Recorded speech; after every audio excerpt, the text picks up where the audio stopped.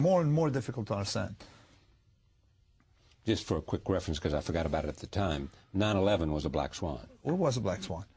Not as big as the first war. The first war is the mother of all black swans. Really? Yeah. And it started because of an assassination. That's what we think it started. But that was it. We don't know. We really will never know why it started, okay, if it could have been prevented, if there were some counterfactuals, like alternative history. Because you never know what else might have happened to start it. Exactly. To start it, to start something else, or it was, I mean, we had 100 years of a lull in the world after Napoleon. Napoleon was the last nut. What are you reading? I've been reading now for the last 20 years, A History of Private Life, okay? Yeah. And I'm reading Roger Penrose's book. Yeah. Now, I look at what's by my bed. And I read, I mostly read technical stuff, okay? And so anyway, so going back to the book, half this book is about human nature. What is it? Why is it that we tend to think that we understand more than we actually do? Right. What to do about it? And there's nothing wrong here. I explain it. Listen, the world is more random than I would like it to be. It's not a big deal. Let me be fooled by the world, okay? Yeah. In a lot of domains, except where it matters. So my book is about how to be a fool in small things. Don't try to understand the world. Our brain is not made to understand the world. Our brain is made to run out of trouble. You see, if I see a lion... And the world's not predictable. And the world in which we were brought up, okay, last couple of 100 million years, was a lot more predictable. Than the world today. Okay, okay. You see, because the variable that mattered then, okay, were a lot more predictable. When we were hunter-gatherers, the variable that mattered compared to variables we have today. Okay. You see. But let's take you specifically then, okay? With all the, you sit and read every day, and you write books. And I write and I do research. Okay, you do in what areas? In mostly on statistics. Okay, on statistics. Yeah, statistics. On numbers. Not numbers, methods of understanding of how to statistical theory has a lot of flaws, and how, you know, to fix it. So I write papers here and there. The late Marlon Brando used to say to me all the time. Yes. So all this stuff that you learn, to what end? He always wanted to know how would I apply everything that I might learn, because I happen to have an interesting place. So I ask you the same question. Okay. To what end? I explained, and it's very simple. I explained in my book, I answer you in my book with the following. We humans are not good at learning. We humans are not good at knowing. We humans are good at doing. Right. And we have the arrow, all right, backwards. You see, we think that we go from theory, you know, effectively, most of what we have learned through history was from tinkering. Tinkering. Tinkering. In fact, you say that most business success comes from chance rather than skill. Tinkering. You discover something. I mean, you take the history of medical God bless the tinkerers, then. Yeah, the tinkerers. This is tinker more. That's what I take out of the book, and this is why entrepreneurs love it.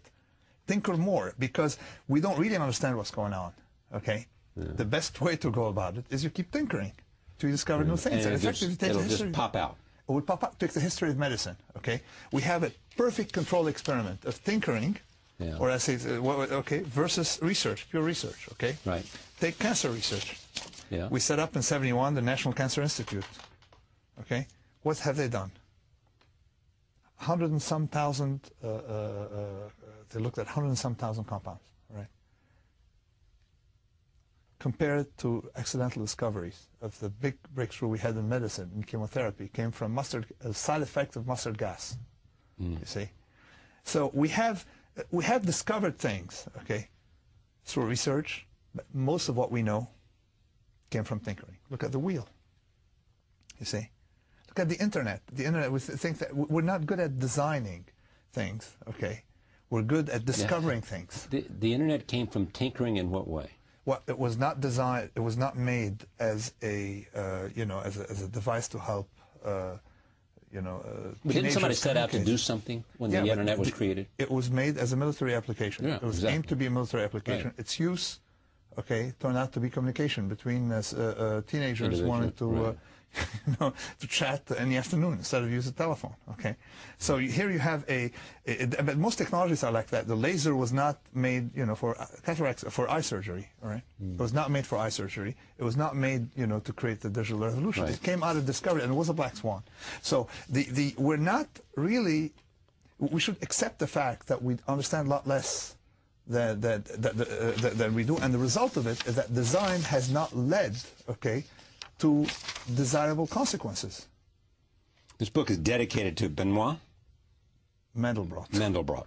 Yes. A Greek among Romans. Yes. He's a great thinker. He's the only. I mean, I spent my life. I mean, I had this very strange history. I started out as a Wall Street trader, and then I discovered that the statistics that you learn don't have anything to do with what's going on. You see, most events come from large deviations. You see, like the stock market crash, events like that. Well, mostly statistics. That discipline is concerned with the ordinary. Okay, he was the only person, Mandelbrot, who said, "Listen, we have to worry about what you guys are throwing in the garbage." Okay, that's what you have to worry about. You have to learn from the large deviations, not the small. You have to learn from the extraordinary, not from the ordinary.